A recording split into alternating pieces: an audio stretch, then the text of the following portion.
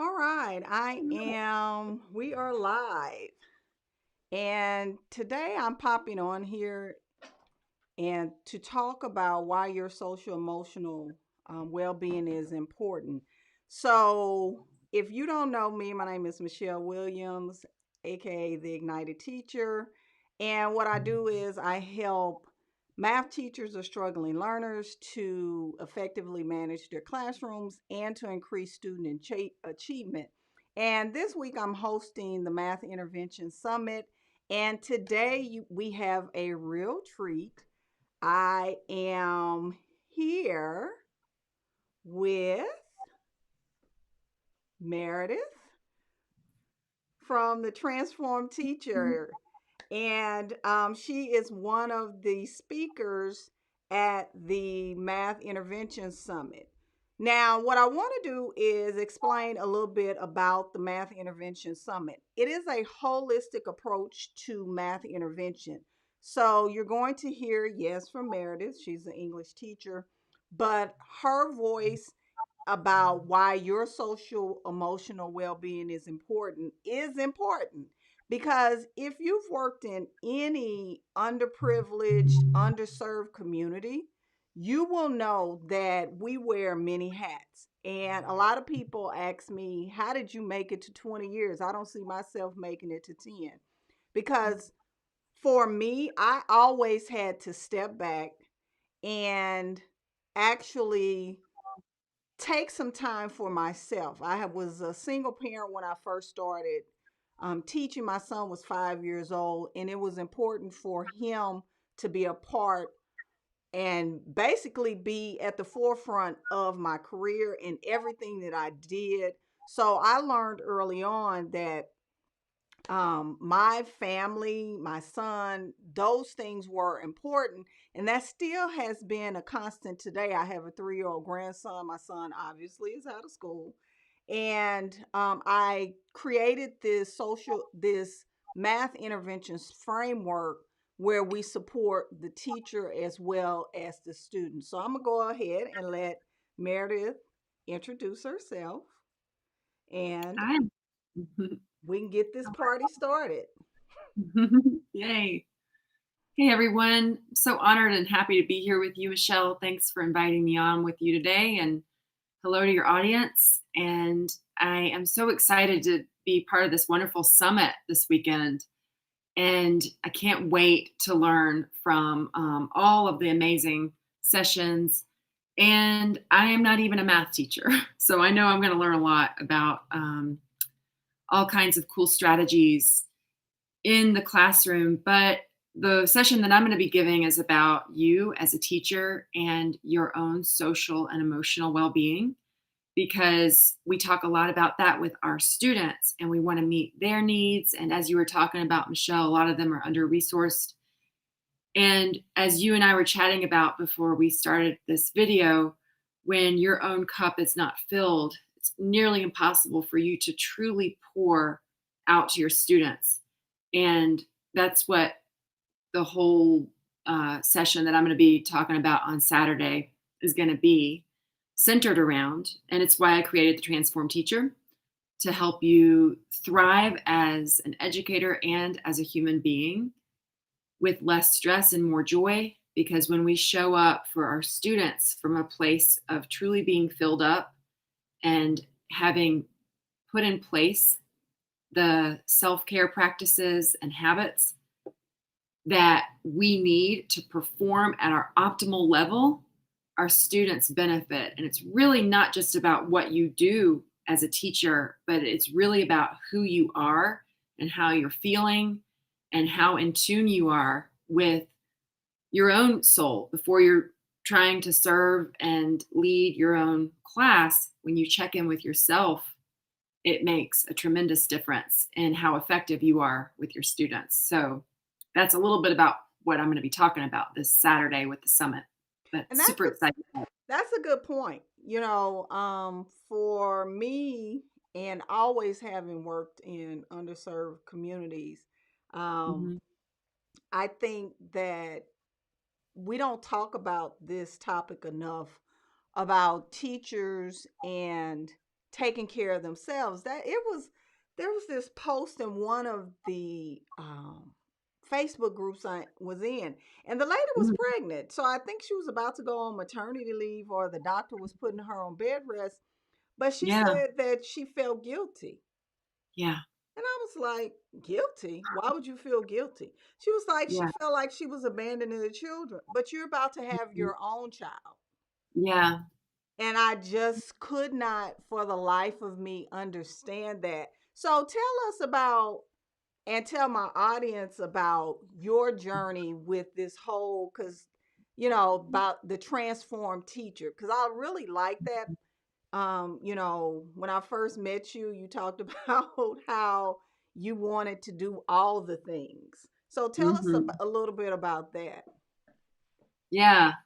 Well, I totally resonate with the Facebook post that you were just referencing because that's exactly how I felt when I first went on my first maternity leave.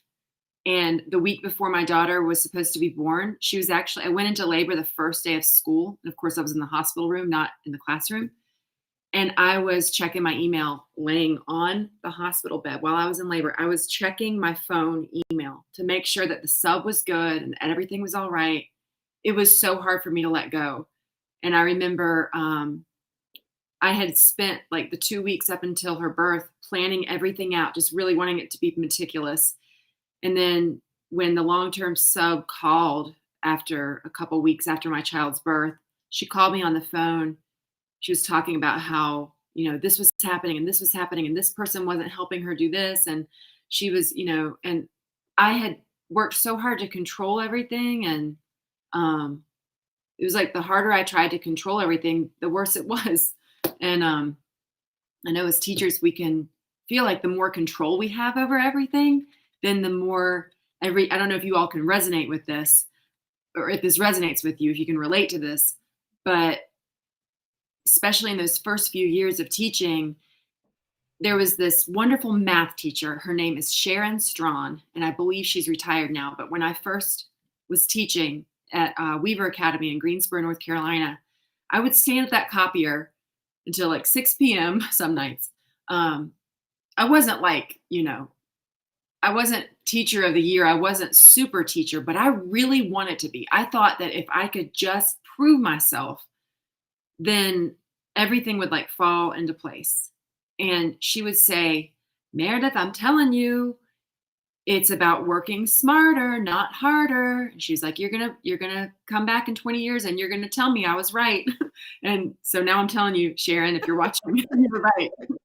And she was so right. Now I see that I have children of my own because she had kids of her own. And she was like, use your sick days. When you're sick, if you have kids, it's not a badge of honor to not have used your sick days. And the whole like apologies and I'm feeling sorry about things and I'm feeling like I need to apologize. It's like this sick cycle that we just perpetuate, that teachers are martyrs and teachers are superheroes and that we just don't ever get a day off until maybe summer break or just sort of like this.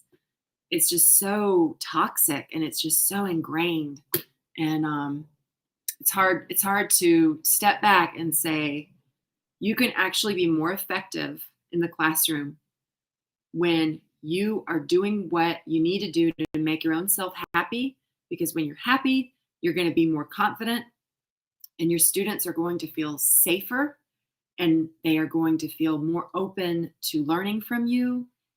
And Mhm. that's a little bit of what I talk about in the session is this case study that I conducted with my own students. And I asked them, I did a survey of like 70, 80 kids. How does it feel when a teacher is happy versus stressed? And the results were mind blowing. So I talk about that in the session if you want to know what they said. And You that's have to attend. awesome. It really is. Because for me, I'm more of the no, I'm not doing that. No, no, Mhm. no. And Mhm. yes, I'm going home. So like, Yes. but I Yes. see so many teachers struggling with this perfect patty syndrome. And oh my God, the Instagram, I Oh don't gosh. like Instagram because I call them Instagram classrooms. And Yeah. teachers are now feeling like if they don't have this certain kind of classroom, then Mhm. I guess they're not worthy. I guess teaching doesn't go on in classrooms that don't have makeovers. Like it Right. is the craziest thing, and the pressure, to Yeah. have this cute thing. But then in the end, and that's where I come in, the kids aren't learning. Cute doesn't No. necessitate learning. And Yeah. that is my biggest issue with now you have, oh, I have to be a martyr or perfect Mhm. Patty. Now I Mhm. have to have the Instagram classroom. Oh, yes. The comparisonitis. Did I ever tell you that I wrote a book, Michelle? Did I ever tell you that? Yes. Okay. In my book, I have a chapter about comparisonitis. My book is called Captured Fireflies, Truths, Mistakes, and Other Gifts of Being an English Teacher, if you want to find it on Amazon. But that is such a disease, the comparison disease, comparisonitis. And especially in this age of social media, like when we started teaching, Michelle, we didn't have Pinterest and Twitter and all of that. And now it's like, let me show off my flexible seating and let me show off all of this. And it's like, great. Now, what and then you're over here, just trying to get your students to focus on the warm up, and you're like, oh, I should have this and this and this as well, and it's just overwhelming, and it really kills your joy, and it's not beneficial to the students to have these feelings of, look at perfect Patty over there and I got to be like her. And I use her because 80% of the teaching profession is women, so not no apologies to the men out there, or to Yeah. anyone who's watching, but it is like a syndrome that we need to combat with self-care. Yeah. It is. And I know that that term is used loosely as far as Hmm. self-care cuz I know people tend to think that I am a workaholic, Oh, and I could be, but I'm not. I When right. I'm tired, Yeah. I things just I let them fall by the wayside. That's how I am at work as well. Yeah.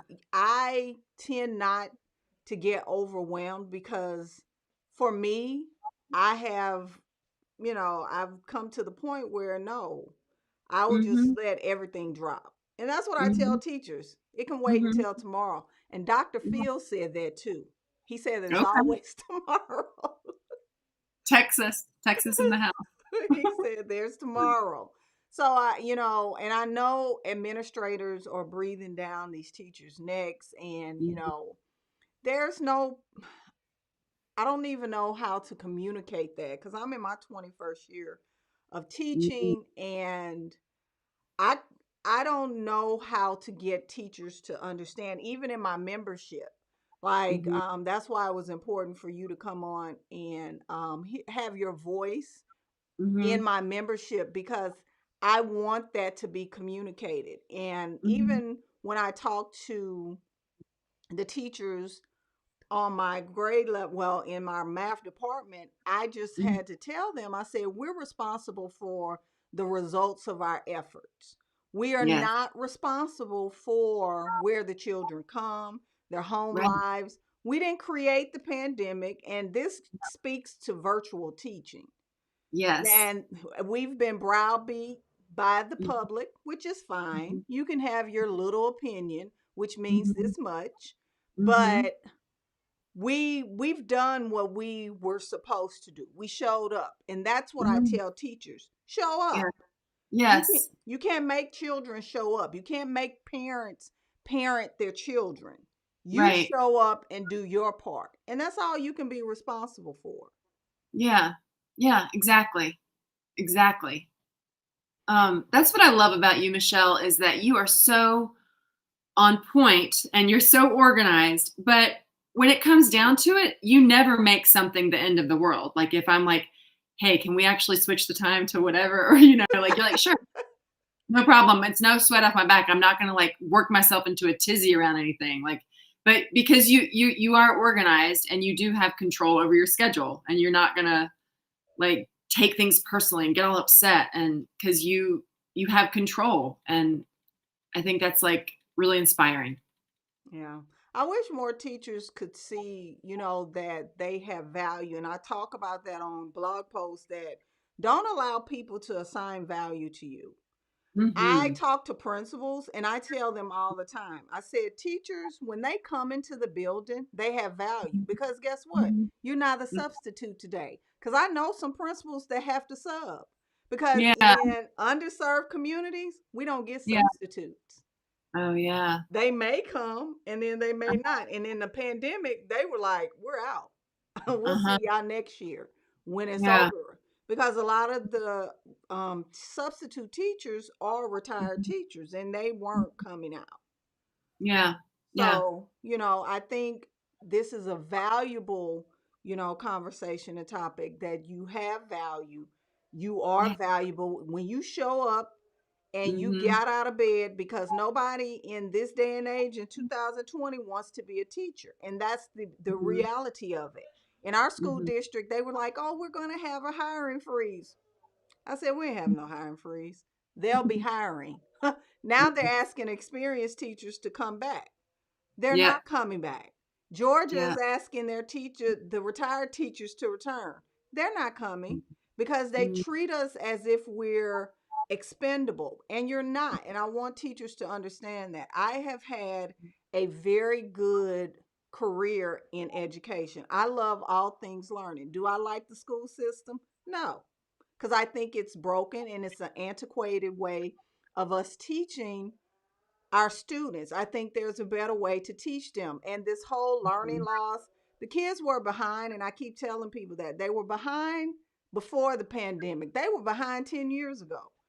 Yeah. Did it make it worse? No. My kids are still moving. The kids that show up and do the work, whether they're in person or not, are still moving. And that's what when I hear that, oh, it's learning loss. It's no learning loss because at the end of the day, they're looking at teachers because they micromanage us to death.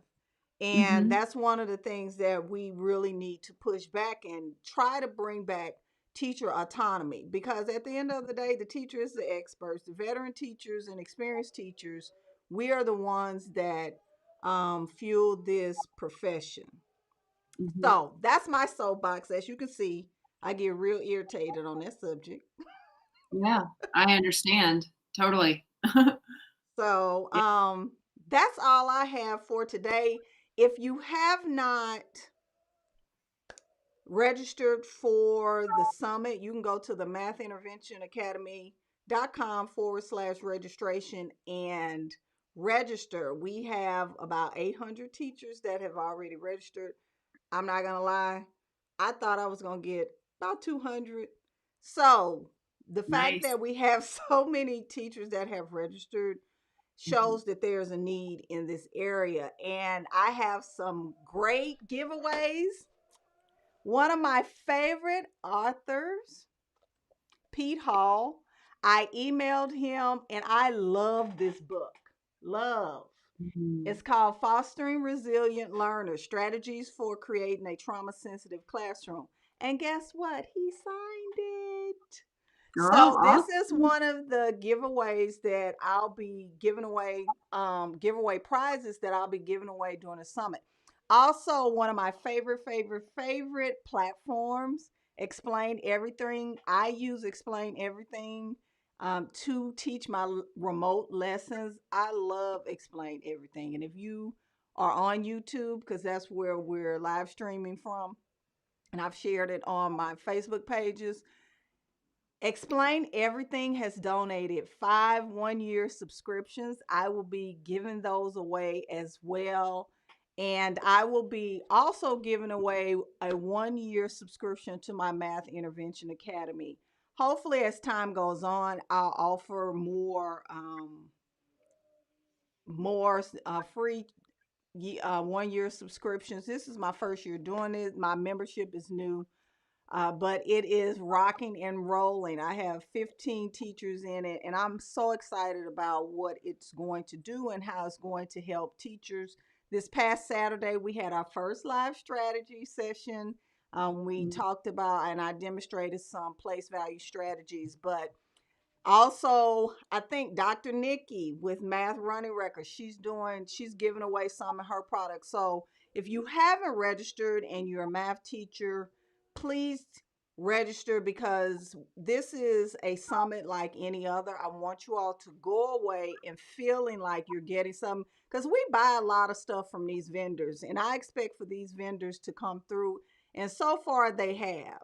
I'm waiting on Nearpod because I've been paying for Nearpod for the last 5 years out of my own pocket because I like their products. So I'm waiting on them, and that'll be the last thing that I give away. But I want teachers to have the tools that they need and not, I pay for stuff. Is my situation is different, but I want you all to have what you need and feel like you're getting something back from these vendors that you spend so much money with. So, Meredith, do you have any parting words? Come join the summit. It's going to be awesome. And if nobody else tells you today, you rock. Yes, you rock. So I will see you this weekend during the Math Intervention Summit. I can't wait to interact with you all. I'm kind of like a kid in a candy jar. I get to do all my little tech things, so my little tech fillers are at an all-time high. So Right. never mind me, but I would love for to have you all join us in the Math Intervention during the Math Intervention Summit. So, but if you have any questions, concerns, if you're watching this live or on the replay, definitely leave a comment if you have any. This whole phone, ugh, that's my phone. Uh, if you have any comments or concerns, leave a comment in the comment section and I will get back to you ASAP. I'm on spring break, so I'm on it lickety split. So I'll see you Awesome. soon. Bye bye. Okay. Bye, guys. Have a good day.